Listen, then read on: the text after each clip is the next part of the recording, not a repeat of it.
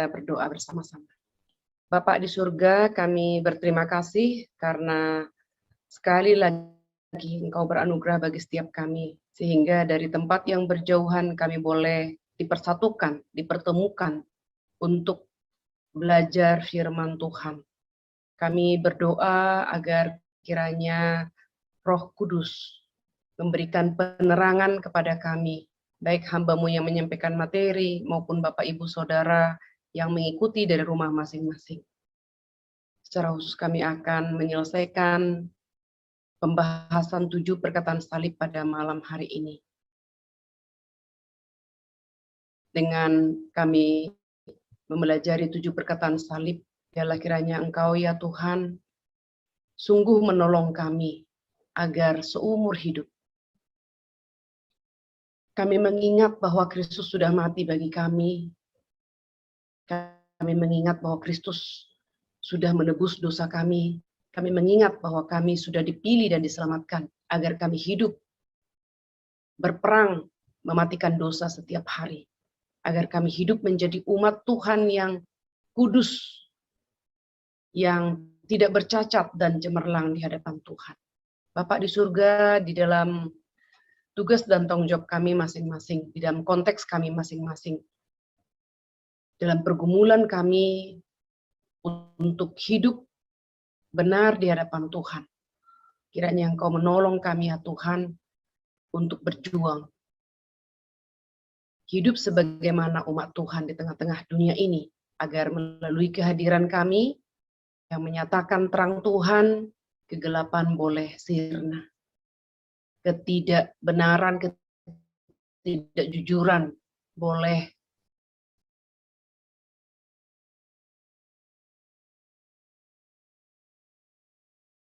secara perlahan dan pasti kami terangi di lingkungan kami bekerja dan melayani. Kami menyerahkan waktu pembelajaran kami pada malam hari ini, kiranya Kristus ditinggikan, dipermuliakan di dalamnya. Dengarlah doa kami di dalam nama Tuhan kami, Yesus Kristus, Tuhan dan Juru Selamat kami yang hidup. Kami berdoa dan bersyukur. Amin. Ya Bapak Ibu, malam ini pembahasan terakhir 7 perkataan salib. Kita bersyukur tahun ini dalam anugerah Tuhan kita bisa mengikuti pembahasan 7 perkataan salib ini, dan kiranya sungguh meneguhkan hati kita bahwa Kristus sudah mati bagi dosa kita, dan kiranya mengingatkan kita untuk hidup suci, kudus, dan terus berjuang setiap hari hidup bagi Tuhan. Mari kita, 7 perkataan salib. Perkataan yang ke-7, ya Bapa, ke dalam tangan-Mu kuserahkan nyawaku. Mari kita membuka bersama-sama Matius pasal 27 ayat 50 sampai 61. Matius 27 ayat 50 sampai 61. Kita ikuti pembacaan dari rumah masing-masing. Yesus berseru pula dengan suara nyaring lalu menyerahkan nyawanya. Dan lihatlah, tabir bait suci terbelah 2 dari atas sampai ke bawah, dan terjadilah gempa bumi dan bukit-bukit batu terbelah dan kuburan-kuburan terbuka dan banyak orang kudus yang telah meninggal bangkit. Dan sesudah kebangkitan Yesus, mereka pun keluar dari kubur lalu masuk ke kota kudus dan menampakkan diri kepada banyak orang. Kepala pasukan dan prajurit-prajurit yang menjaga Yesus menjadi sangat takut ketika mereka melihat gempa bumi dan apa yang telah terjadi, lalu berkata, sungguh, ia ini adalah anak Allah. Dan ada di situ banyak perempuan yang melihat dari jauh, yaitu perempuan-perempuan yang mengikuti Yesus dari Galilea untuk melayani dia. Di antara mereka terdapat Maria Magdalena dan Maria ibu Yakobus dan Yusuf dan ibu anak-anak Zebedeus. Menjelang malam datanglah seorang kaya, orang Arimatea yang bernama Yusuf dan yang telah menjadi murid Yesus juga. Ia pergi menghadap Pilatus dan meminta mayat Yesus. Pilatus memerintahkan untuk menyerahkannya kepadanya. Dan Yusuf pun mengambil mayat itu, mengapaninya dengan kain lenan yang putih bersih, lalu membaringkannya di dalam kuburnya yang baru, yang digalinya di dalam bukit batu, dan sesudah menggulingkan sebuah batu besar ke pintu kubur itu, pergilah ia. Tetapi Maria Magdalena dan Maria yang lain tinggal di situ, duduk di depan kubur itu. Berikutnya paralelnya kita membaca di dalam Lukas pasal yang ke-23 ayat 44 sampai 49. Lukas 23 ayat 44 sampai 49. Ketika itu hari sudah kira-kira jam 12.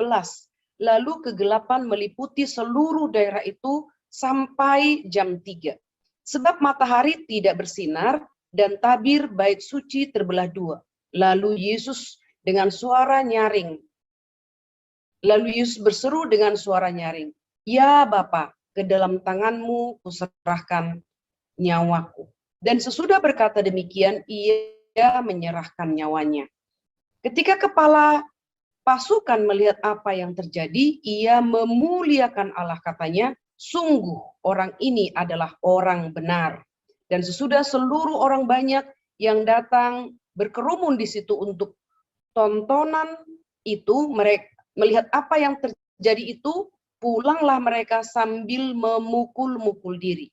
Semua orang yang mengenal Yesus dari dekat, termasuk perempuan-perempuan yang mengikuti dia dari Galilea, berdiri jauh-jauh dan melihat semuanya. Sedemikian jauh Bapak Ibu firman Tuhan yang akan kita bahas dari perkataan yang ke-7 pada malam hari ini. Ya Bapa, ke dalam tanganmu kuserahkan nyawaku. Dalam ayat yang ke-50 menyatakan bagaimana Yesus menghembuskan nafasnya. Katakan dengan nyaring, ayat 50 ya. Yesus berseru pula dengan suara nyaring, lalu menyerahkan nyawanya. Di dalam Yohanes 19 ayat 30, Yohanes mencatat seruan Yesus sebelum Yesus meninggal, perkataan yang ke-6 yang sudah kita bahas minggu lalu, sudah selesai. Yesus sudah menggenapkan seluruh rencana keselamatan itu. Ini menunjukkan karya penyelamatan sudah digenapi oleh Tuhan Yesus. Ia sudah mengajar, menyembuhkan, menjadi teladan hidup, dan sekarang ia memberi hidupnya jadi tebusan bagi banyak orang. Dan kegenapan yang digenapi oleh Yesus di atas kayu salib adalah kegenapan yang bersifat paradoks. Bersifat paradoks karena menurut manusia tidak ada yang digenapi oleh Tuhan Yesus di atas kayu salib. Karena jelas sebelum Yesus mati di atas kayu salib, Yesus belum ada sama sekali membangun gedung gereja misalnya, sekolah, atau satu perkumpulan, satu partai, menulis buku, sama sekali tidak ada. Yesus dalam usia 33,5 tahun, sangat muda, telah naik ke atas kayu salib dan mati. Dan kematian Yesus di atas kayu salib, perkataan yang keempat, sudah selesai, sudah genap. Kematian itu adalah kematian yang menggenapkan seluruh rencana keselamatan, menggenapkan janji Allah, nubuatan Allah dari Kejadian 3 ayat yang ke-15. Ribuan tahun para nabi menubuatkan. Paling tidak 1000 tahun sebelum Yesus naik ke atas kayu salib, para nabi telah menubuatkan. Raja Daud menubuatkan.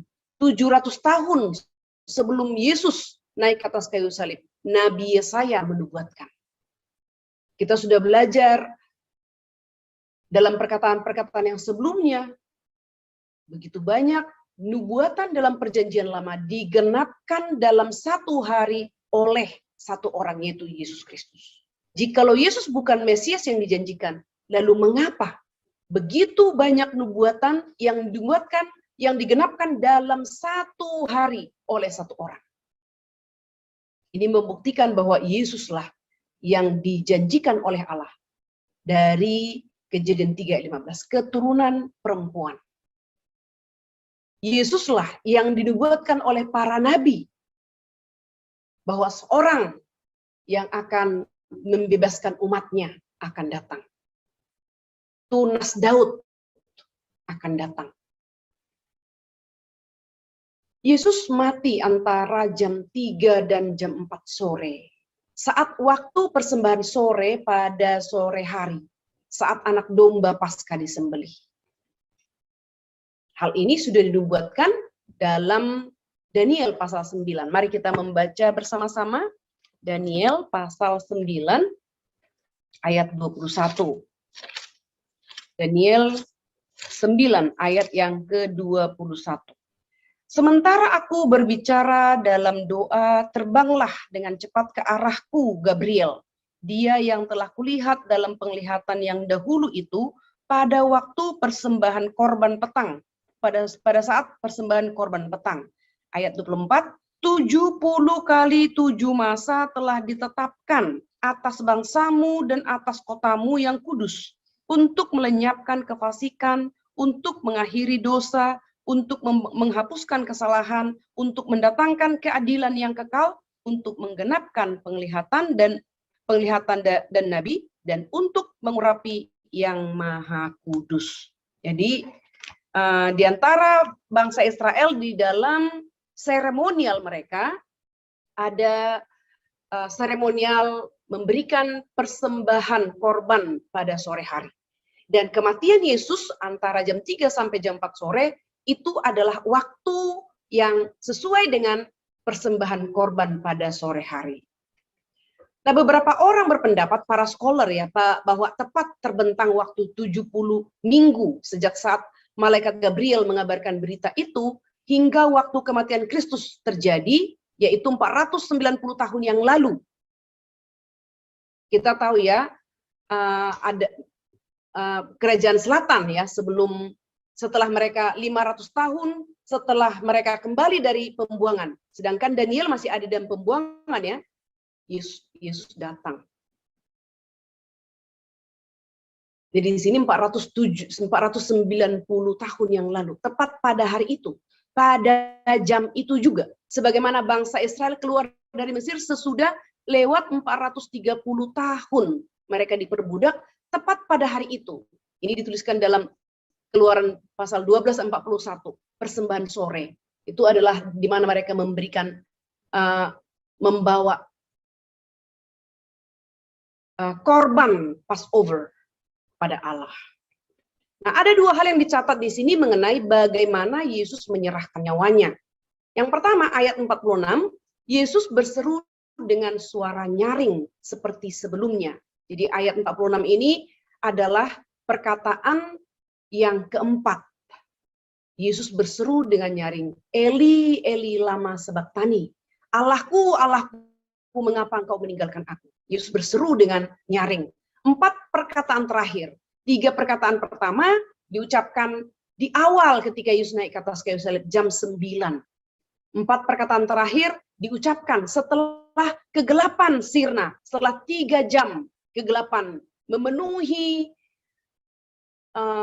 Bukit Golgota. Lalu kegelapan itu sirna dan Yesus mengucapkan perkataan yang keempat, kelima, keenam, dan perkataan terakhir ketujuh, Yesus juga berseru dengan nyaring. Ayat yang ke-50, Yesus berseru pula dengan suara nyaring, lalu menyerahkan nyawanya. Nah, ini merupakan sebuah tanda bahwa setelah semua rasa sakit dan kelelahan melanda Kristus, nyawanya tetap utuh dan kuat.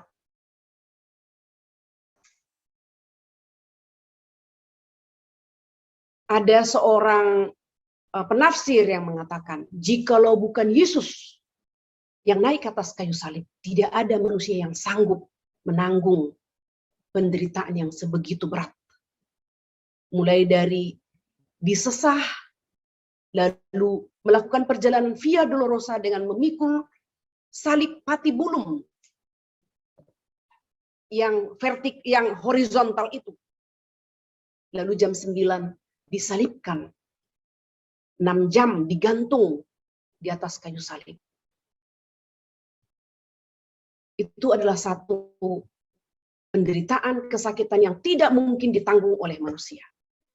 Tetapi di sini dikatakan, perkataan yang keempat, Yesus berseru dengan nyaring. Perkataan yang keenam, tetelestai, itu juga seruan. Yesus mengatakan dengan berseru, sudah selesai, sudah genap. Dan perkataan yang keempat, ya Bapa, ke dalam tanganmu kuserahkan nyawaku. Juga berseru dengan nyaring. Bapak, Ibu, dan saudara yang kasih dalam Tuhan Yesus, perkataan di atas kayu salib, 7 perkataan Yesus di atas kayu salib, mulai dari perkataan pertama, membuktikan bahwa Yesus adalah manusia sejati satu-satunya yang tidak berdosa. Dan dia juga adalah Allah. Di dalam satu pribadi dua natur. Waktu Yesus dikandung, dua natur tetap berada dalam satu pribadi. Waktu Yesus disalibkan, dua natur tetap ada di dalam satu pribadi.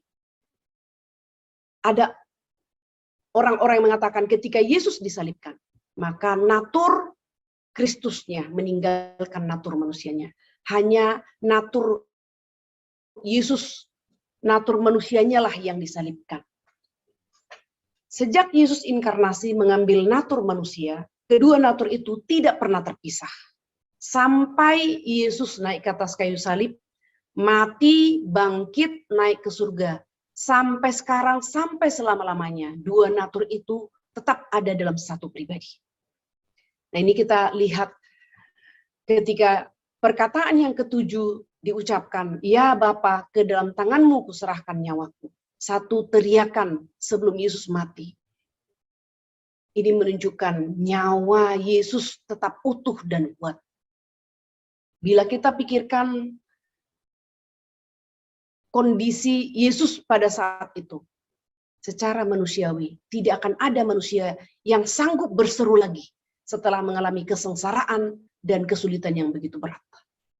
Yang kedua, seruan ini mengandung arti yang dalam. Artinya Yesus yang adalah Allah berkuasa menyelamatkan.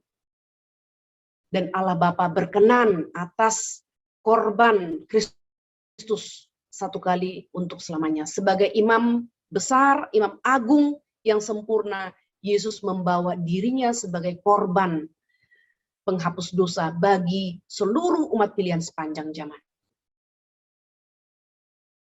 Dan ketika Yesus mengatakan, aku ya Bapa ke dalam tanganmu kuserahkan nyawaku. Menunjukkan bahwa Yesus tidak dapat dibunuh oleh siapapun. Dan Yesus tidak dibunuh oleh siapapun. Yesus mati karena Yesus rela menyerahkan nyawanya. Menjadi tebusan bagi kita, bagi umat pilihan sepanjang zaman. Yang kedua, bagaimana Yesus menyerahkan nyawanya? Saat itulah Yesus menyerahkan nyawanya, artinya Yesus mati sungguh-sungguh atau benar-benar mati. Ya Bapa, ke dalam tanganmu kuserahkan nyawaku. Karena Yesus adalah manusia sejati, maka sama seperti seluruh manusia yang lain ketika mati, maka roh kita akan kembali kepada Allah dan tubuh kita akan kembali ke tanah. Pada saat Yesus menyerahkan nyawanya kepada Allah Bapa, maka rohnya bersama dengan penjahat yang mati juga bersama-sama dengan dia. Langsung masuk ke dalam Firdaus. Maka dengan demikian Bapak Ibu, iman Kristen mengajarkan setelah manusia mati, entahkah orang percaya, entahkah orang tidak percaya, maka rohnya, jiwanya kembali kepada Tuhan. Orang percaya akan bersama-sama dengan Yesus, bersama-sama dengan Allah. Orang yang tidak percaya, mereka akan masuk ke dalam kesengsaraan. Sampai menunggu Yesus datang kembali, roh orang percaya dan roh orang tidak percaya akan dikembalikan, disatukan kembali dengan tubuhnya. Maka mereka akan dibangkitkan untuk menerima, orang percaya menerima hidup yang kekal, orang yang tidak percaya menerima hukuman yang kekal. Jadi Yesus sungguh-sungguh mati. Ada orang yang mengatakan Yesus tidak sungguh-sungguh mati. Yang naik ke atas kayu salib itu adalah orang lain. Yang mati adalah orang lain. Dan perkataan yang ketujuh mau mengkonfirmasi kepada kita ketika Yesus menyerahkan nyawanya, bahwa Yesuslah yang mati di atas kayu salib itu. Jiwanya kini terpisah dari tubuhnya, sehingga tubuhnya benar-benar mati. Sebagai manusia sejati, Yesus sungguh-sungguh mati karena dia diharuskan untuk mati sebagai manusia. Yesus adalah pengantara satu-satunya. Dan pengantara adalah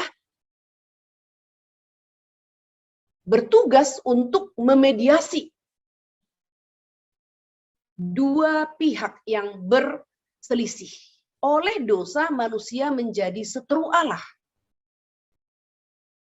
Maka Allah menetapkan jalan keluar untuk memperdamaikan manusia yang sudah menjadi seteru Allah karena dosa, dengan mengutus Yesus Kristus menjadi pengantara.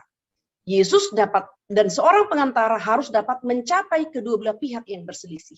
Yesus dapat mencapai Allah karena Yesus adalah Allah. Yesus dapat mencapai manusia karena Yesus adalah manusia sejati. Nah, ini Bapak Ibu, Yesus memiliki dua natur dan menjadi pengantara satu-satunya antara manusia dan Allah. Dia dapat mencapai Allah karena Yesus adalah Allah. Dia dapat mencapai manusia karena Yesus adalah manusia. Dan Yesus sungguh-sungguh mati karena dia diharuskan untuk mati sebagai manusia. Karena itulah ketetapan Allah. Upah dosa ialah maut. Maka Yesus yang menjadi juru selamat yang dijanjikan oleh Allah Bapa harus mati di atas kayu salib untuk menggenapkan, menyelesaikan missio Dei, misi Allah, misi penyelamatan.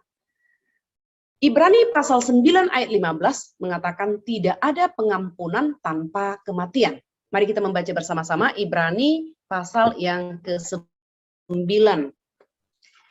ayat yang ke-15.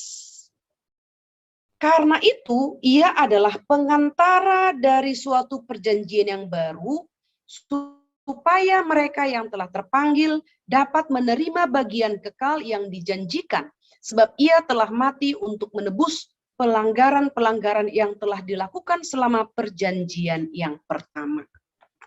Jadi Yesus menjadi pengantara, dan di dalam Ibrani pasal 9 ayat 15 dikatakan, tidak ada pengampunan tanpa kematian. Dan Yesus telah merelakan jiwanya sebagai korban penghapus dosa dengan sukarela. Ya Bapa, ke dalam tanganmu kuserahkan nyawaku. Mujizat yang menandai kematian Kristus yang pertama adalah tabir bait suci terbelah dua dari atas sampai ke bawah, terjadi gempa bumi, bukit-bukit batu terbelah, kuburan-kuburan terbuka. Yang pertama, tabir bait suci terbelah dua dari atas sampai ke bawah. Hal ini berkaitan dengan tubuh Kristus sendiri sebagai bait Allah yang kini tercerai-berai. Bapak Ibu, ketika bangsa Israel keluar dari Mesir, Allah menyatakan penyertaannya bagi umatnya melalui tiang awan, tiang api. Lalu kemudian ketika waktunya tiba, Allah menyatakan kehadirannya melalui kemah suci.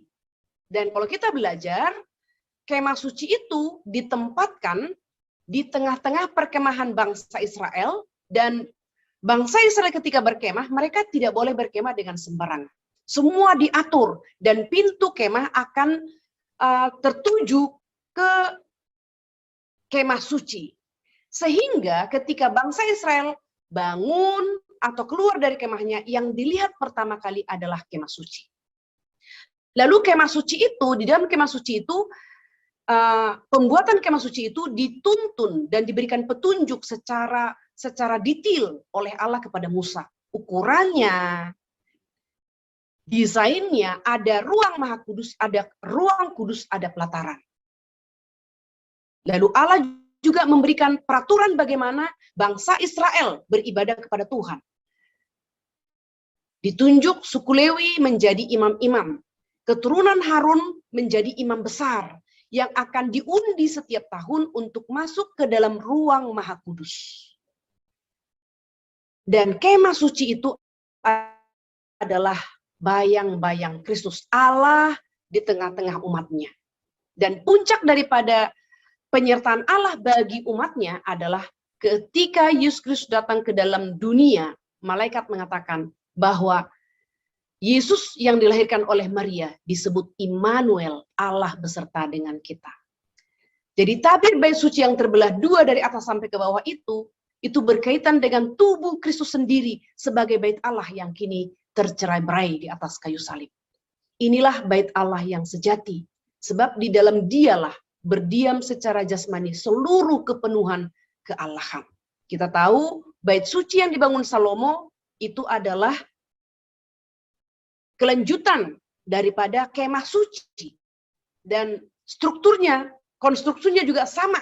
Hanya saja kemah suci dapat dipindahkan. Sedangkan kemah suci dapat dipindahkan, sedangkan bait suci adalah bangunan yang permanen. Sama, di situ juga ada ruang Maha Kudus, ruang kudus, dan pelataran.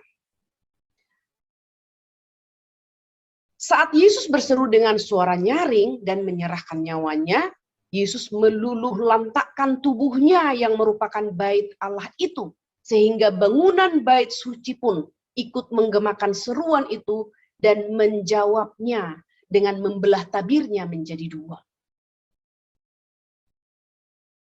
Tabir yang memisahkan ruang Maha Kudus dengan ruang kudus terbelah dari atas sampai ke bawah. Bukan dibelah oleh tangan manusia, tetapi oleh tangan Allah sendiri. Sehingga apa yang ada di dalam ruang Maha Kudus, yaitu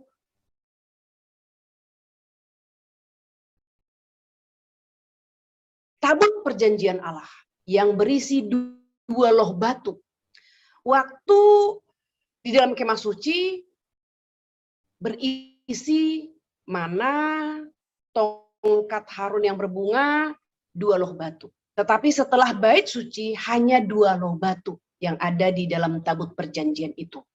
Sekarang semua orang dapat melihat apa yang ada di dalam ruang Maha Kudus.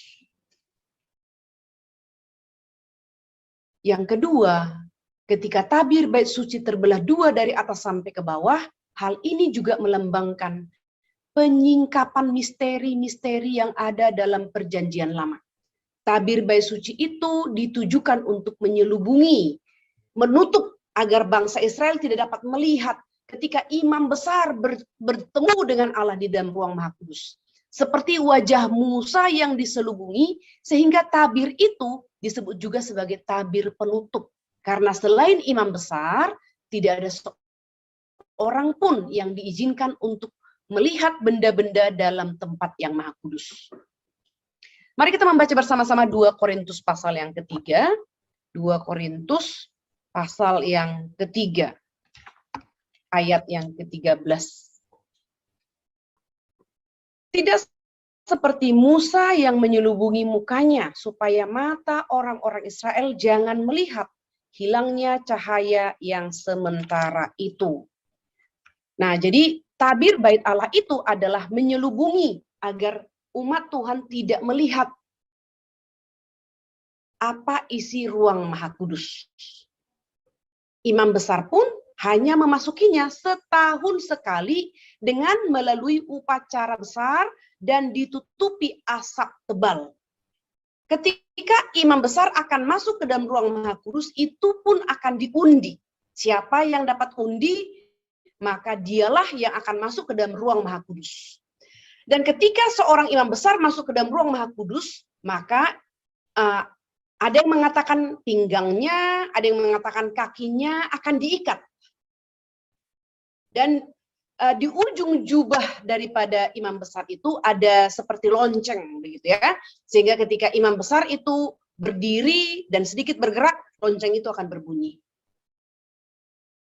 Nah, jika sudah lama tidak ada bunyi lonceng dan imam besar tidak keluar-keluar dari ruang Maha Kudus, maka tali itu akan ditarik.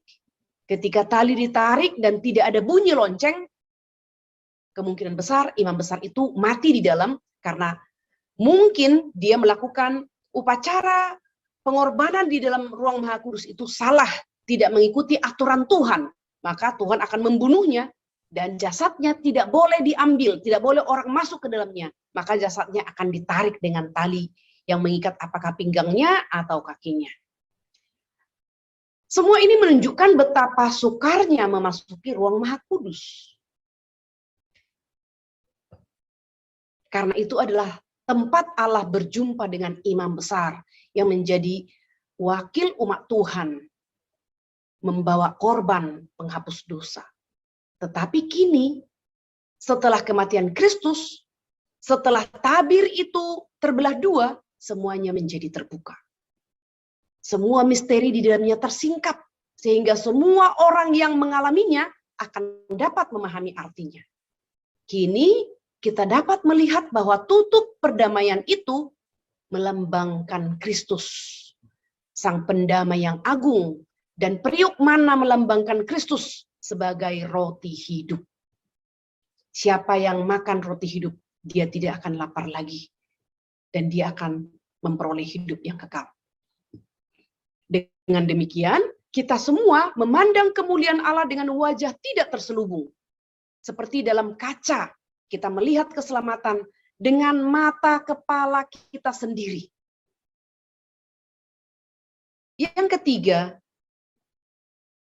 hal itu melambangkan bersatunya, ya, dengan tabir Bait Allah yang robek itu. Yang ketiga adalah hal itu melambangkan bersatunya orang Yahudi dan non-Yahudi dengan merubuhkan tembok misah di antara mereka, yaitu hukum adat Yahudi. Hukum adat Yahudi ini membedakan bangsa Yahudi dan bangsa lain. Bagi orang Yahudi, non-Yahudi adalah kafir.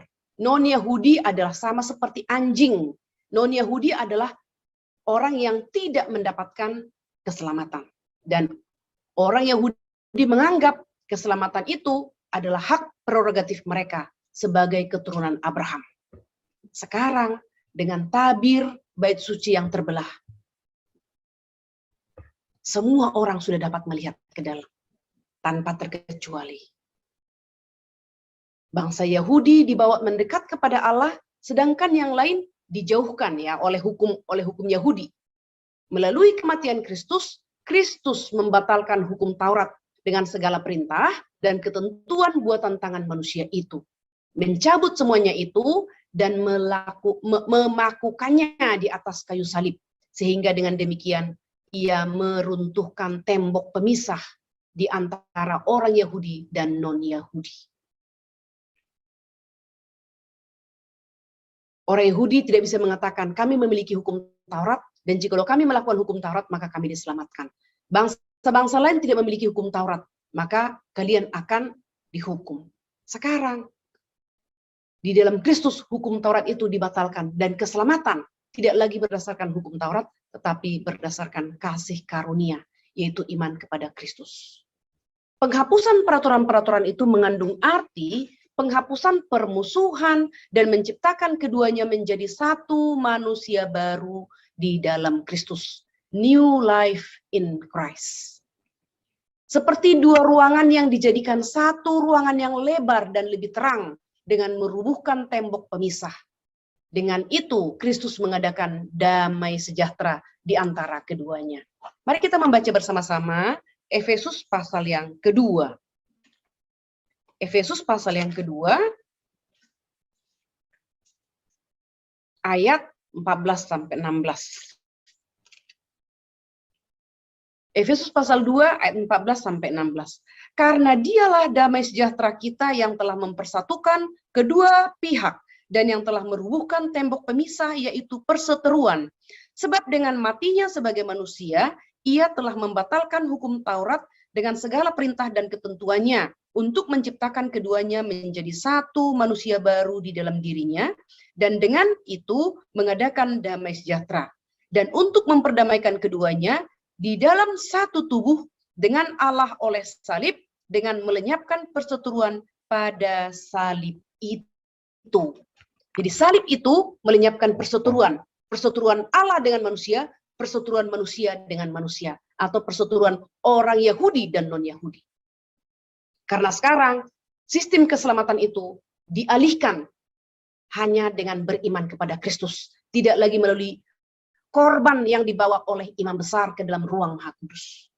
Yesus sebagai imam besar telah masuk ke dalam ruang Maha Kudus dan membawa korban yang sempurna. Seluruh korban yang dibawa oleh imam besar dalam perjanjian lama adalah bayang-bayang korban Kristus. Dan ketika Kristus sebagai imam besar membawa korban yang sempurna, yaitu dirinya sendiri, korban itu diterima oleh Allah menjadi korban penutup dan yang terakhir, final. Korban yang sempurna satu kali untuk selamanya. Maka sejak Yesus mati di atas kayu salib, seluruh sistem pengorbanan sudah selesai. Tuhan Yesus mati sekitar tahun 30 Masehi. Dan ruang Maha Kudus itu sudah tidak ada lagi tabir yang menutupinya. Dan tahun 70 Masehi, tentara Romawi dipimpin oleh Jenderal Titus menghancurkan Bait Allah.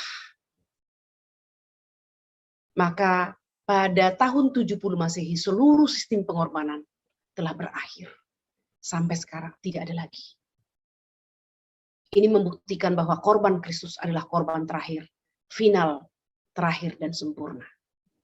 Kristus mati untuk membelah seluruh tabir pemecah belah, supaya menjadi semua milik kepunyaannya itu menjadi satu.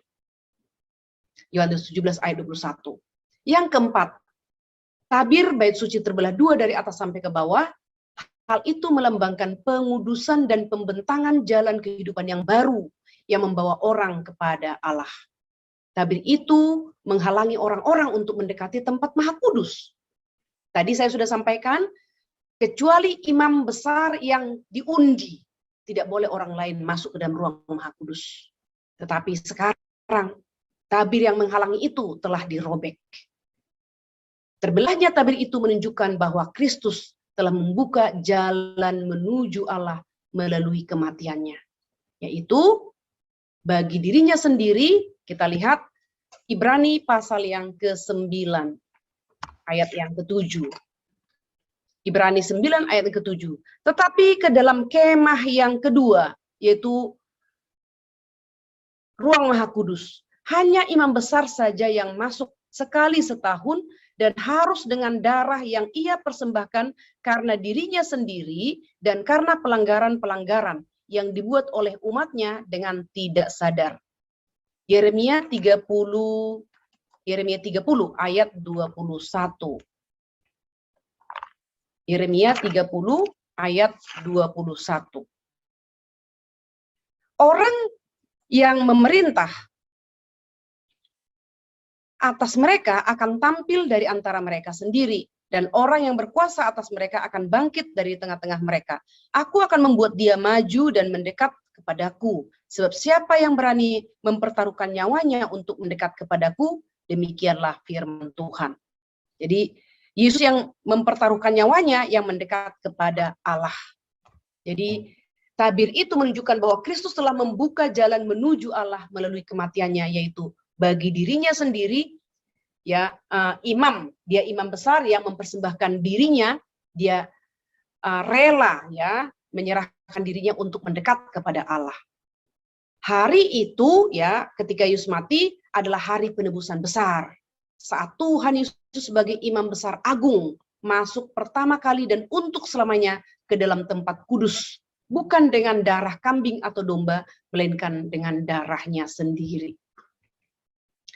Yang kedua, bagi kita dan di dalam Dia. Demikianlah yang diartikan oleh para rasul. Kita lihat kembali Ibrani pasal 10. Ibrani pasal 10 ayat 19 sampai 20. Jadi saudara-saudara, oleh darah Yesus, kita sekarang penuh keberanian dapat masuk ke dalam tempat kudus. Karena ia telah membuka jalan yang baru dan yang hidup bagi kita melalui tabir, yaitu dirinya sendiri. Ibrani pasal 4 ayat 16. 4 ayat 16. Sebab itu, marilah kita dengan penuh keberanian menghampiri tahta kasih karunia, supaya kita menerima rahmat dan menemukan kasih karunia untuk mendapat pertolongan kita pada waktunya. Pasal 4 ayat 1, sebab itu baiklah kita waspada, supaya jangan ada seorang di antara kamu yang dianggap ketinggalan, sekalipun janji akan masuk ke dalam perhentiannya masih berlaku. Nah, jadi Yesus menjadi jalan. Itu sebabnya Yesus yang satu-satunya yang berani mengatakan, akulah jalan, kebenaran, dan hidup. Tidak ada yang sampai kepada Bapa kalau tidak melalui aku. Hanya agama Kristen mengajarkan satu pribadi yang mengklaim, akulah jalan, kebenaran, dan hidup. Tidak ada yang sampai kepada Bapa kalau tidak melalui aku. Di dalam agama-agama lain, tidak ada yang berani mengklaim, akulah jalan dan kebenaran dan hidup. Hanya Yesus Kristus. Karena Yesuslah pengantara antara manusia dan Allah. Dia adalah Allah yang dapat, dia adalah Allah yang sejati sehingga dapat menjangkau Allah, dan dia juga adalah manusia sejati sehingga dapat menjangkau manusia. Yesus mati untuk membawa kita kepada Allah, dan oleh karena itu Yesus mengoyakkan tabir dosa dan murka yang terbentang di antara kita dan Allah, mengambil kembali keruk dan pedang bernyala-nyala kepada pohon kehidupan. Sehingga kita bisa datang kepada Allah tanpa halangan dan rintangan. Karena tabir itu sudah dirobek, keruk dan pedang sudah diambil. Melalui Kristus kini kita memiliki kebebasan untuk menghampiri tahta anugerah atau tutup pendamaian serta tahta kemuliaan abadi mulai dari sekarang. Jadi keselamatan orang percaya itu, yang percaya kepada Yesus Kristus, sudah tetapi belum sempurna. Already but not yet. Sudah. Kapan disempurnakan? Pada waktu Yesus datang kembali. Dan saat ini kita menantikan seperti mempelai wanita menantikan mempelai laki-laki. Oleh karena itu, Bapak Ibu, mari kita menjaga kesucian hidup kita. Seorang mempelai wanita ketika menunggu mempelai laki-laki, dia penuh sukacita dan menjaga kesuciannya. Demikianlah kita, Bapak Ibu. Kita telah ditebus. Kita telah dibeli menjadi mempelai wanita daripada Kristus. Marilah kita menantikannya dengan tekun, berbuat baik. Dan ketika Yesus datang kembali, maka kita akan dipenuhkan sukacita kita, disempurnakan sukacita kita karena akan berjumpa dengan mempelai laki-laki. Terbelahnya tabir tersebut menunjukkan bahwa saat Kristus mengalahkan sengat maut, ia membukakan pintu kerajaan surga bagi semua orang yang percaya kepada Kristus. Tidak ada yang dapat merintangi atau menghalangi jalan masuk menuju surga karena tabir itu telah terbelah. Di dalam Ibrani pasal 1 ayat 1, pasal 4 ayat 1 dikatakan, sesungguhnya sebuah pintu terbuka di surga. Dan yang membuka itu adalah Yesus. Yang kedua, mujizat yang terjadi ketika Yesus mati adalah terjadinya gempa bumi. Bukan hanya di Bukit Kalvari, tetapi juga di seluruh Yerusalem dan sekitarnya. Gempa bumi ini menandakan dua hal. Yang pertama, kejahatan para penyalib Kristus yang tiada taranya. Sehingga alam pun turut marah. Yang kedua, kemenangan gemilang dari salib Kristus. Jadi kalau para musuh Yesus menganggap bahwa Yesus telah dikalahkan dengan disalibkan di atas kayu salib, justru sebaliknya. Yesus menyatakan kemenangannya di atas kayu salib dengan mengatakan, tetelestai, sudah genap, sudah selesai. Lalu Yesus mati untuk menggenapkan keselamatan bagi semua umat pilihan sepanjang zaman. Yang ketiga, bukit-bukit batu terbelah. Dikatakan ketika bukit-bukit batu terbelah, bahkan bagian-bagian bumi yang paling keras dan yang paling kuat pun merasakan goncangan yang dahsyat itu. Kristus berkata bahwa jika anak-anak tidak lagi menyerukan hosana, maka batu-batu akan segera berteriak. Yang keempat, kuburan-kuburan terbuka. Siapa sebenarnya orang-orang kudus yang sungguh-sungguh bangkit itu? Para scholar berkata, tidak ada yang tahu pasti. Apakah mereka bangkit saat Kristus mati, lalu terpencar ke tempat-tempat lain, tetapi tidak masuk ke kota sampai sesudah kebangkitan Kristus. Karena dikatakan di dalam, kita kembali ya, ayat yang ke-50, ke-52, kuburan-kuburan terbuka dan banyak orang kudus yang telah meninggal bangkit. Dan sesudah kebangkitan Kristus, mereka pun keluar dari kubur, lalu masuk ke kota kudus dan menampakkan diri kepada banyak orang. Nah, jadi atau ya, meskipun makam mereka yang begitu luar biasa karena orang-orang kudus ya, makam orang-orang kudus itu dibangun dengan sangat luar biasa oleh orang-orang Farisi. Nah, bangunan yang sangat luar biasa itu kini menjadi porak-poranda karena gempa bumi. Mereka tidak kembali hidup dan bangkit sampai setelah kebangkitan Yesus. Tetapi kemungkinan besar untuk mempersingkat cerita, di sini hanya disebutkan bahwa kuburan-kuburan terbuka.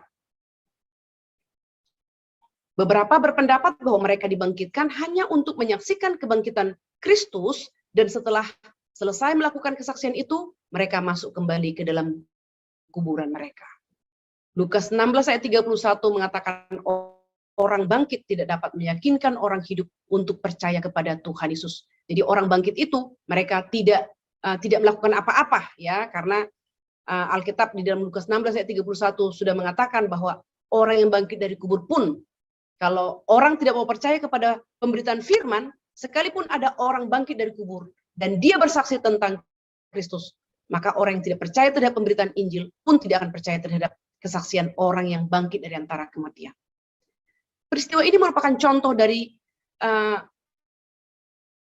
kebangkitan besar pada hari terakhir nanti. Ya, jadi seperti apa kebangkitan besar nanti? Kubur akan terbuka.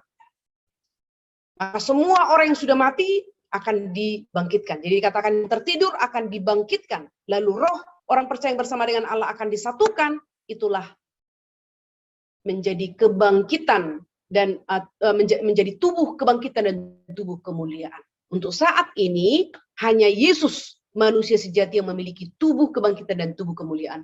Semua orang dibangkitkan, baik di perjanjian lama maupun perjanjian baru. Dibangkitkan, tubuh yang dibangkitkan, tubuh mereka bukan tubuh kemuliaan. Seperti tubuh Lazarus, itu bukan tubuh kemuliaan. Itu ada tubuhnya sendiri. Dan kemudian Lazarus juga mati. Orang-orang yang dibangkitkan yang lain juga semua mati. Tetapi dengan kebangkitan Yesus, memberikan satu contoh kepada kita bahwa ada satu manusia sejati sekarang sudah berada di surga bersama dengan Allah. Demikianlah nanti kita setelah Yesus datang kembali, kita yang sudah mati akan dibangkitkan, roh kita akan dipersatukan dengan tubuh kita, maka kita akan bangkit dengan tubuh kebangkitan, dengan tubuh kemuliaan tanpa kuasa dosa. Di dalam ayat yang ke-54, ya kita lihat ayat 54, kepala pasukan dan prajurit-prajuritnya yang menjaga Yesus menjadi sangat takut ketika mereka melihat gempa bumi dan apa yang terjadi. Lalu berkata, sungguh ia ini adalah anak Allah. Ayat 54 ini, ketika Yesus mati, pengakuan dari para musuhnya, yaitu para tentara Romawi yang menangkap, menyesah, dan menyelibkannya, ikut ambil bagian dalam pelaksanaan penghukuman itu. Kita lihat mereka memberikan satu pengakuan yang juga sebagian orang menganggap itu satu mujizat. Orang-orang yang memberikan pengakuan ini adalah kepala pasukan dan prajurit-prajuritnya yang menjaga Yesus, seorang pemimpin dan bawahannya yang telah diperintahkan untuk berjaga-jaga dalam peristiwa itu. Kita tahu bersama-sama pada waktu itu Israel masih di bawah jajahan Romawi. Dan Yesus dikatakan, diadukan kepada orang Romawi, mengklaim diri sebagai raja orang Yahudi. Maka orang Romawi turun tangan untuk menangkap dan menyelibkannya. Dan tentu saja udah banyak orang yang sudah percaya karena disembuhkan, percaya karena Injil yang diberitakan oleh Yesus Kristus, maka orang Romawi harus memberikan penjagaan ketat pada waktu Yesus disalibkan. Karena bisa jadi bisa terjadi ada pemberontakan pada waktu itu. Nah, para prajurit dan kepala pasukannya yang berjaga-jaga di Bukit Golgota itulah mereka memberikan satu kesaksian yang sangat agung.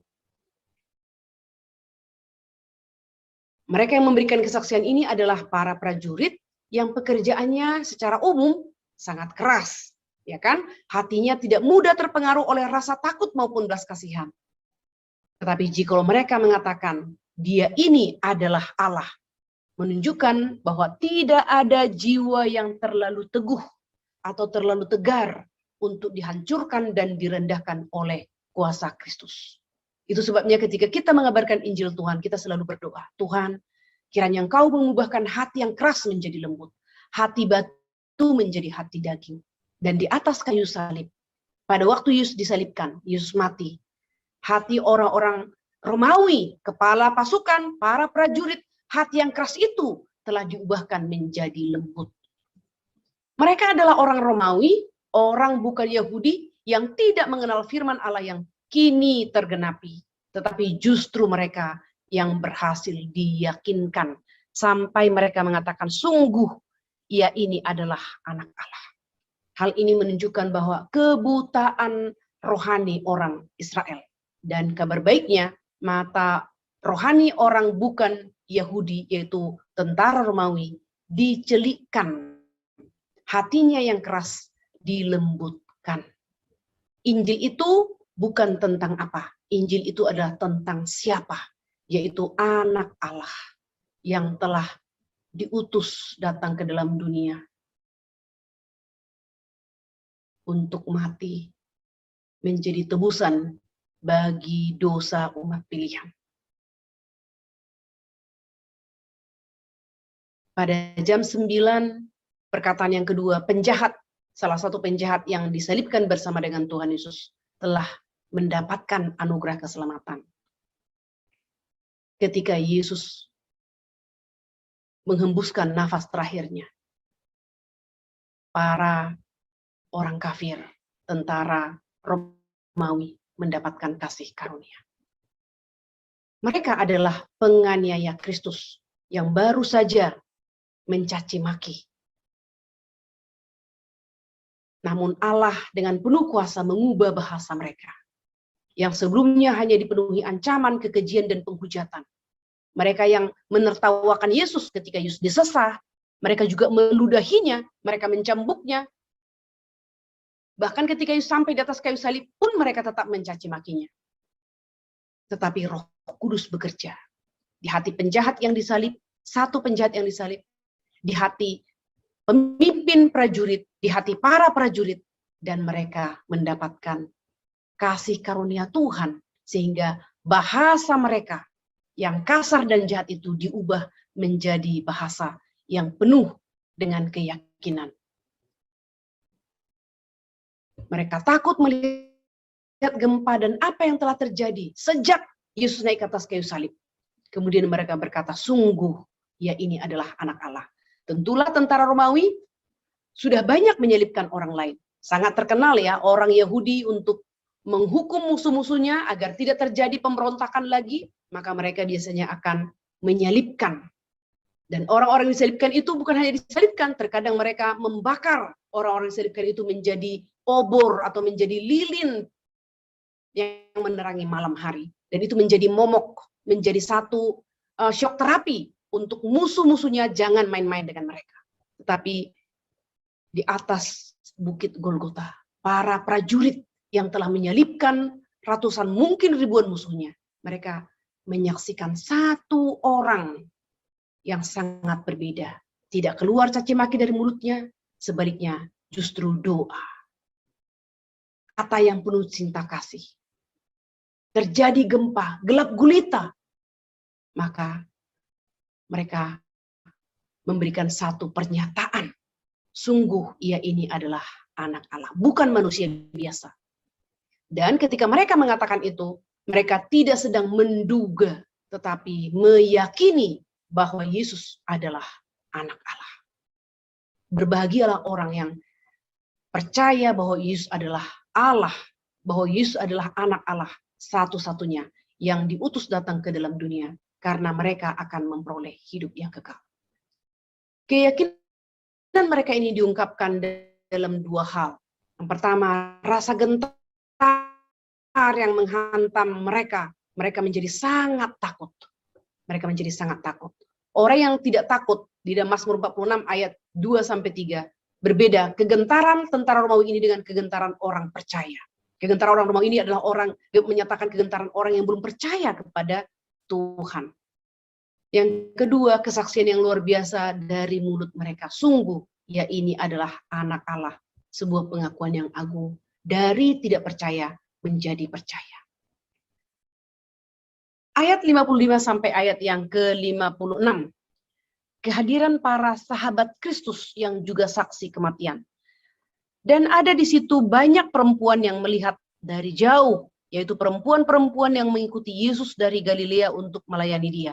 Di antara mereka terdapat Maria Magdalena dan Maria ibu Yakobus dan Yusuf dan ibu anak-anak Zebedeus. Perempuan-perempuan yang telah mengikuti Yesus dari Galilea. Jarak ini cukup jauh, Bapak Ibu.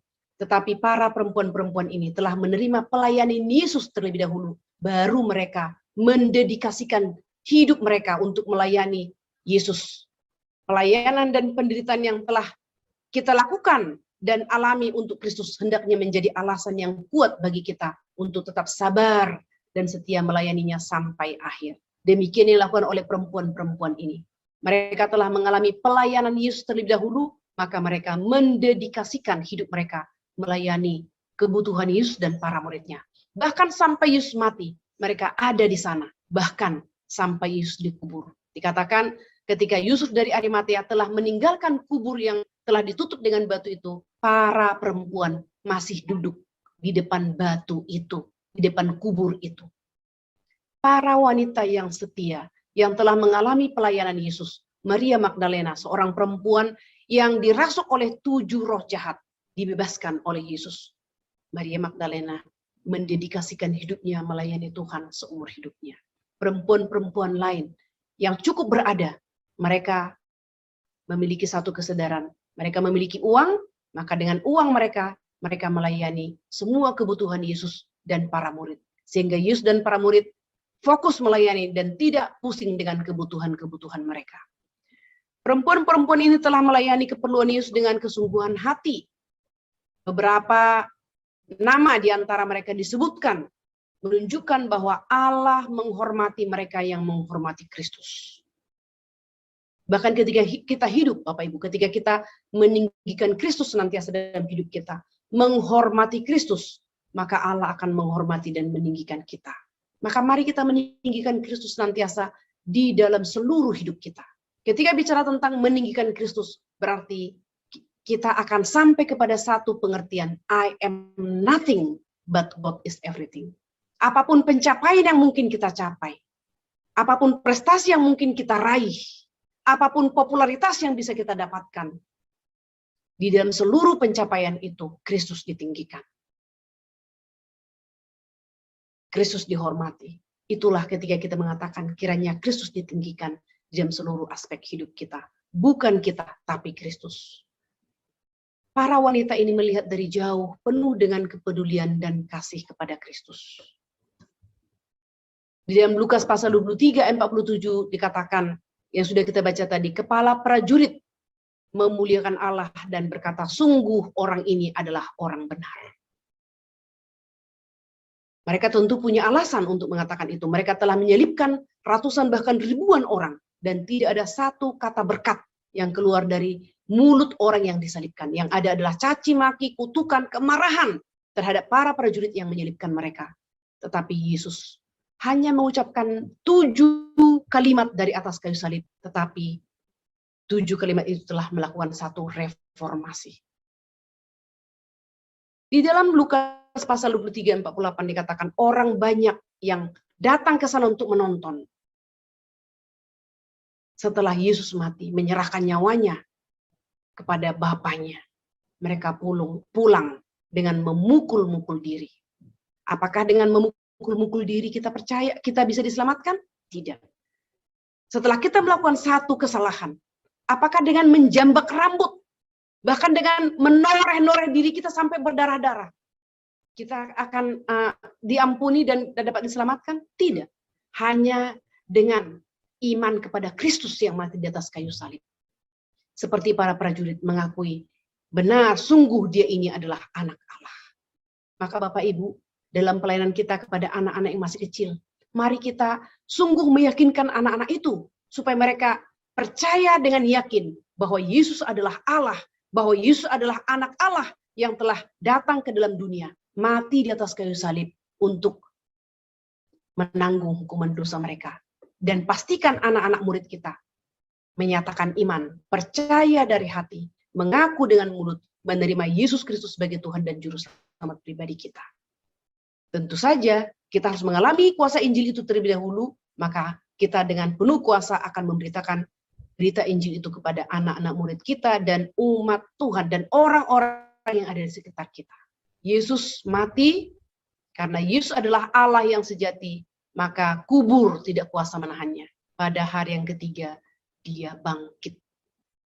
40 hari, dia berulang kali menunjukkan diri kepada banyak orang untuk menepis kebohongan yang diciptakan oleh imam-imam kepala yang mengatakan bahwa Yesus tidak bangkit. Yang terjadi adalah pada waktu malam, tentara yang menjaga kubur itu terkantuk-kantuk. Para murid menggulingkan batu dan mengambil jasad Yesus. Jikalau Yesus hanya menampakkan diri kepada satu orang, satu saksi itu tidak cukup. Maka Yesus 40 hari secara berulang-ulang menampakkan diri kepada banyak orang yang berbeda. Maka tidak dapat ditepis bahwa yang mati, yang disalibkan adalah Yesus, yang mati adalah Yesus, dan Yesus yang mati di atas kayu salib itu adalah Yesus yang bangkit pada hari yang ketiga. Karena Yesus telah bangkit dari antara orang mati. Mari kita lebih rajin dan tekun mengabarkan Injil yang sejati sampai ke ujung bumi, agar berita pengharapan bagi manusia yang tidak berpengharapan boleh tiba, sehingga banyak orang boleh hidup dengan pengharapan. Amin. Mari kita berdoa bersama-sama. Bapa di surga, kami sungguh bersyukur, berterima kasih untuk 7 perkataan salib yang diucapkan Yesus Kristus dari atas kayu salib, membuktikan bahwa dia adalah anak Allah. Dan itu diucapkan oleh kepala prajurit, kepala pasukan, dan juga para prajurit yang menyaksikan seluruh penangkapan, penyesahan, perjalanan Via Dolorosa sampai penyalipan, sampai Yesus mati. Berbahagialah orang yang mendapatkan anugerah daripada Tuhan sampai bisa menyatakan satu pengakuan yang agung. Bukan pada saat Yesus bangkit, tetapi pada saat Yesus mati, menghembuskan nafas, menyerahkan nyawanya kepada Allah Bapa. Para prajurit itu justru di sana mereka memberikan satu pengakuan, sungguh dia ini adalah anak Allah. Bapa di surga, kiranya Engkau berbelas kasihan atas kami. Jikalau ada di antara kami yang belum sungguh menyatakan iman kepada Kristus, hanya menyatakan Kristus mati bagi dosa kami, bukan dosaku. Biarlah malam hari ini kami boleh menyatakannya secara pribadi dan menerima Yesus sebagai Tuhan dan Juru Selamat pribadi kami. Demikian juga ya Tuhan, beri kami kekuatan, anugerah yang cukup untuk terus memberitakan Injil keselamatan ini kepada para murid kami, generasi muda, masa depan gereja, dan juga kepada banyak orang yang masih hidup di dalam kegelapan, masih hidup di dalam ketiadaan pengharapan, agar mereka boleh dipindahkan dari gelap ke dalam terang dan juga hidup di dalam pengharapan. Terima kasih Bapa di surga atas kasih karuniamu, atas Kristus yang Kau utus ke dalam dunia, menjadi manusia sama seperti kami, sehingga dia boleh mati menggantikan kami di atas kayu salib. Terima kasih untuk Kristus yang sudah mati dan bangkit bagi kami. Terima kasih untuk Kristus yang sudah naik ke surga, menyediakan tempat bagi setiap kami yang percaya kepadanya. Terima kasih untuk Roh Kudus yang dikaruniakan oleh Allah Bapa dan Allah Anak bagi kami, sehingga kami tidak berjalan sendiri, tetapi kami disertai oleh Allah Roh Kudus. Biarlah kami seumur hidup dipenuhi oleh Roh Kudus, sehingga kami boleh terus berbuah dan meninggikan Kristus satu-satunya Tuhan dalam hidup kami. Dalam nama Tuhan kami, Yesus Kristus, kami berdoa dan bersyukur. Amin. Saya kembalikan kepada Ibu Tri. Kita bersyukur. Oh, silakan Ibu Judith, silakan Bu Judith.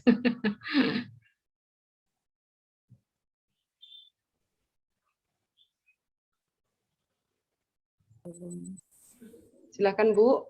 Terima kasih Bu atas kesempatan ini. Tadi saya mau bertanya ya masalah ya tubuh Yesus bangkit dengan tubuh kemuliaannya.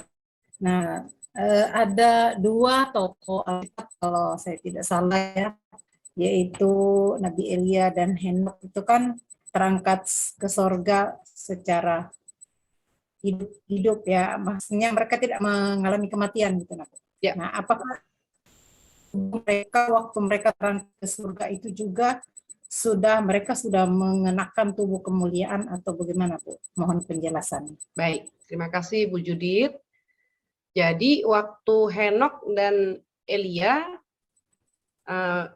naik ke surga ya dengan diangkat langsung, mereka belum memiliki tubuh kemuliaan. Jadi tubuh kemuliaan itu adalah orang yang sudah bangkit dari kematian, sedangkan mereka tidak melalui kematian, bukan? Itu menjadi misteri bagi kita. Tetapi yang kita tahu adalah mereka tidak lagi bersama dengan orang-orang yang sejaman dengan mereka. Dan disaksikan ya, Elia disaksikan oleh Nabi Elisa ya, naik ke surga. Jadi bukan disaksikan mati, tapi kita percaya tentu saja mereka itu adalah akhir hidup mereka dalam dunia ya. Tapi seperti itulah cara Tuhan seperti itulah cara Tuhan dikatakan terangkat ke surga. Seperti itu mereka mengakhiri hidup mereka dalam dunia ini. Begitu. Sama seperti orang-orang yang mengalami kecelakaan misalnya ya, kan tubuhnya juga kita tidak lihat ya. Begitu Bu Judith. Alkitab sih tidak ada sama sekali membahas tentang tubuh Henok dan Elia. Hanya dikatakan mereka terangkat. Dan saya percaya itu adalah cara yang ditetapkan oleh Allah untuk mereka meninggalkan dunia ini. Tapi mereka tidak naik ke surga dengan tubuh kemuliaan. Karena bagi semua manusia, tubuh kemuliaan itu adalah nanti setelah kebangkitan. Gitu. Jadi syarat tubuh kemuliaan itu adalah bangkit, Bu. Sama seperti Yesus Kristus memiliki tubuh kemuliaan setelah bangkit. Begitu ya, Bu? Ya, berarti ya atas kehendak Tuhan lah mereka bisa masuk surga tubuh yang ada ini. Tanpa harus... Saya percaya tubuhnya mereka, saya percaya mereka mati juga, tetapi tidak melalui kematian seperti yang kita lihat, begitu ya. Bersama dengan Tuhan tentunya, sama seperti semua orang percaya, roh kita bersama dengan roh Tuhan, begitu. Karena kalau mereka sudah bersama dengan Tuhan, tentu mereka saat ini adalah dalam bentuk roh. Jadi rohnya saja bersama dengan Tuhan. Tubuhnya kemana, kita tidak tahu. Karena kalau mereka materi, tidak mungkin mereka hidup dengan di dalam wilayah atau places di mana Allah yang adalah roh itu ada. Begitu. Jadi kalau misalkan pun orang meninggal, jadi kalau misalnya pun orang meninggal karena ledakan pesawat gitu Bu ya, kemudian badannya itu nggak utuh, bahkan tidak ada sama sekali, tidak ditemukan begitu. Tapi pada saat kebangkitan nanti Tuhan akan tetap membuat tubuh itu utuh kembali begitu ya. Benar, karena kalau orang kecelakaan langsung boom ya meledak ya, langsung habis kan, nggak kelihatan. Yeah. Sebenarnya tubuh kita ketika dikuburkan secara perlahan juga kan habis. Minggu lalu kita sudah membahas itu, ketika orang dikuburkan, kalau kuburan itu tidak dicor, maka kalau kita gali belasan tahun kemudian, itu tulang belulang udah berserakan gitu. Karena apa? Pergerakan bumi. Iya. Begitu. Oke. Gimana Bu Judith? Ya, jadi ya intinya tubuhnya Henok dengan Elia itu misteri gitu Bu, entah kemana. Betul, misteri. Ya, jadi mereka belum hidup dengan tubuh kemuliaan karena tubuh kemuliaan itu tetap materi. Ya, itulah yang jadi pertanyaan, kan mereka bisa terangkat ke surga dengan tubuh yang berdosa ini gitu. Betul, Kan itu sebabnya saya secara Alkitab kan tidak memberitahukan dengan kita dengan jelas. Yang pasti adalah itu ada cara mereka meninggalkan dunia ini, begitu. Ya itu. Iya. Jadi misteri. Betul, betul. Di dalam Ulangan 29 ayat 29 kan memberikan satu batasan kepada kita ya, apa yang dibuka adalah untuk kita dan anak cucu kita, apa yang tidak dibukakan itu adalah untuk Tuhan. Jadi ada hal-hal yang tidak dibuka kepada kita, kita harus mencukupkan diri begitu. Jangan sampai karena kuriositas ya, perasaan kita akhirnya salah. Begitu. Karena ya memang karena ingin mengetahui lebih banyak, akhirnya belajar dari sumber-sumber lain, Bu. Dan iya betul, kalau kita tidak filter, ya itu tadi ada orang yang terlalu berani menafsir, lalu kita melihat itu make sense atau logis, bisa kita percaya jadinya begitu. Iya. Oke, terima kasih Bu atas penjelasannya. Baik Bu Judith, thank you banget, itu kita tidak terpikir ya, tapi Bu Judith kepikiran. Sama juga mungkin yang bayi-bayi yang mungkin meninggal di rahim ibunya gitu Bu ya. Yap. Yang belum istilahnya belum menjadi tapi sudah memiliki nyawa begitu ya. Ya. Dan itu bagian daripada misteri juga yang kita tidak tahu ya. Karena kadang-kadang pun orang berpikir ya tergantung katanya ayah dan ibunya apakah beriman atau tidak, itulah tempat anak itu begitu. Tapi di Alkitab tidak dicatat Bu ya. Betul. Jadi ada juga yang mengatakan Allah punya kedaulatan untuk menyelamatkan anak bayi yang meninggal, apakah dalam kandungan atau sudah lahir tapi belum ada kesempatan mendengarkan Injil. Karena iman yang sejati timbul melalui pendengaran akan Injil Kristus kan. Tapi ada juga mengatakan kalau bayi itu adalah umat pilihan, dia udah pasti diselamatkan. Tapi kalau bayi itu bukan umat pilihan, pasti tidak diselamatkan begitu. Jadi itu memang misteri ilahi sebutannya Bu ya.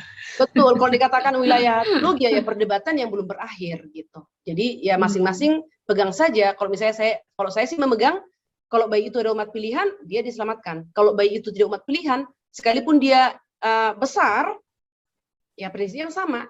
Anugerah Tuhan tidak akan tiba bagi dia gitu.